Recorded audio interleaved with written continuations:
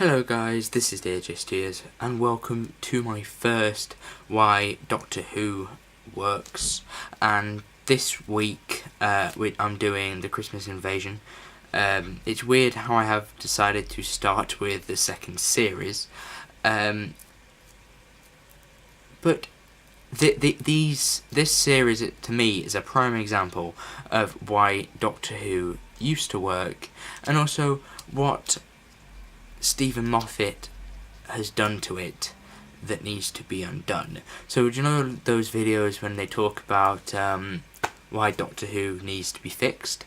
Well, I'm doing it, but I'm looking at the previous episodes that are some of the best episodes and some of the ones that are loved most by fans, and then I'm going to be looking at each one, seeing what's right with them, and explaining why that doesn't happen anymore. And also a way that the next writer, could make his work better by doing this, to making the pacing better, or adding more action, or making a bigger reveal at the end, something like that. But I'm going to be talking about the directing, the acting, the special effects, pretty much everything. And I'm going to be quite in depth with it, so, be warned. So, the Christmas Invasion. It is 2005. It's Christmas Day. You come to watch this episode after seeing Christopher Eccleston regenerate into the 10th Doctor, played by David Tennant.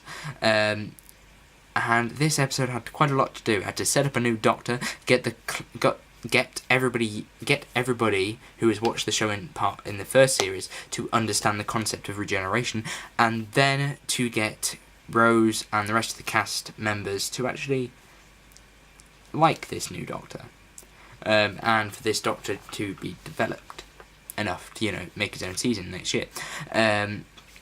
So, something that I do love the most about this episode is the pacing. This episode is an hour long. I didn't think it was an hour long. I was like, this is the end, isn't it? I could have sworn we were only like halfway through. But the pacing was brilliant, so that's why. Two examples of the pacing is the Santa scene, when they're in the market towards the beginning of the episode, and then the Santas start opening fire on them. And, pretty much just after that, there's the Christmas tree scene, when the spinning Christmas tree comes and attack them, and it's like loud, and there's just this dun and this chaos that follows, and it really makes a good pace to the episode and makes you interested. Well, that's what both of those scenes do. Something really brilliant about this episode is that Rose doesn't really know what she needs to do. She is trying to figure out what the Doctor wants her to do while he's asleep. And taking away the Doctor, it seems to be quite, I would think would be quite a normal thing for Doctor Who. It doesn't happen very often. The Doctor tends to stay there, and that's why the Christmas Invasion is quite a rare occasion and quite a good one, because of it leaves the companion alone while the Doctor is still alive. But she's uncertain about what he's doing. I think at the time, maybe even the audience were uncertain about what he was doing as well. And this brings me on to the next thing, that, you may think an episode without the Doctor would be boring, but no, it's actually really entertaining, because you've got all these other characters, to entertain you while this is all happening. This brings it up to the end, where the Sekiraks are revealed, and the brilliant costume design that they get, and the scariness, and the look, the practical look to the characters, and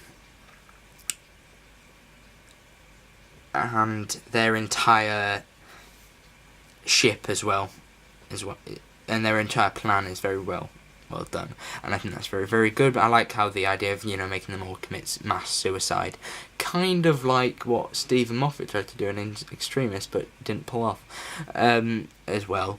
The good thing about this episode is when the Doctor is revealed, it is a proper reveal that actually has payoff. So the Sekiraks start speaking English, and Rose says something along the lines of, but that means that the TARDIS is translating it. And then they turn like this, and they kind of move out the way, slightly, and then the doors are open to the TARDIS. The camera pans in, and then you see David Tennant's character, the Doctor, standing there.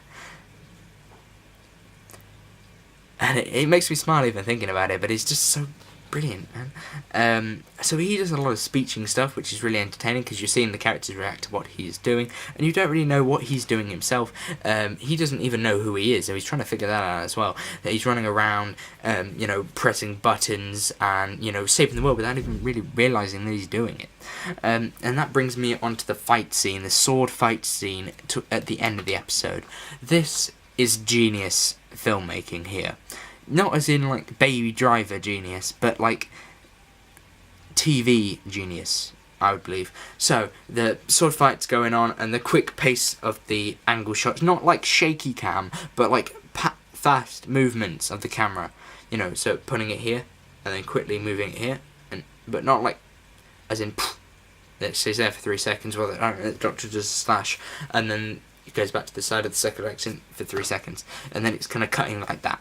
It's like quick cutting, but it's done well, and it's not shaky cam. Something I do really appreciate about this scene here is the fact that I'll get onto it in a minute. But what I really do love about this scene is the Doctor he's not a trained fighter. He's not a brilliant fighter at all. He's like, he hasn't got the sort of what you would expect from, let's say, something like the Musketeers. Something that would, he would have his blades and he'd be fighting like this and he would know what to do with it. The Doctor doesn't really know what he's doing with it. So he's kind of swinging it up with all his might upwards, and then basic, choreography, and it's brilliant choreography, by the way. I also like the speech and the stuff that he's saying while this happens. The idea of he don't know what kind of man he is, and then at the end he says, "No second chances. I'm that sort of a man." Payoff again. And the whole orange in his pocket, I think it was an apple to begin in the previously, but then he pulls it out and it's an orange this time, and he throws the orange at this thing, which then closes the doors, closes this convenient door thing, which makes the Secorex fall, giving the episode an ending. But I also like the hand, the iconic hand bit now, when he gets his hand chopped off and then he grows it back. It's like this, right? It looks really bad now in CGI, but it's like completely hairless and it's just like plasticky and it's just like that. And